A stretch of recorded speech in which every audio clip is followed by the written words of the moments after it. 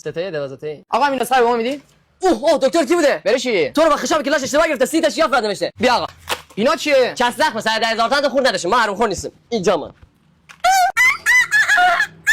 آقا بخشین سرما خوردم، یه کلی ز یک تا کل به من میدی؟ چه اسم قلم مثلا می؟ اگه ما دکترم که کار با یک چای آباد حل. تو ایران تو جای کاخ مرغی اشاله از داروخانه بیشتر دارو هست. آقا یک شربت اشتها به من میدی؟ چقدر شد؟ 40 تومن. نه نمیخوام، خیلی گرونه. خانم تو که 40 تومن نداری اشتاد باشه تو چی گوی بخوری؟ آقا 10 تا بیبی چک به من میدی؟ پیشگیری بهتره درمانه. اگه این داروخونه شبانه ریزی بود الان تو نبودی. چقدر شد داروها؟ 500 تومن. بیمه دارم. 495 تومن. به به.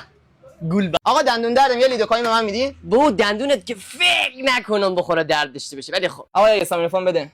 اینا چیه؟ پولش.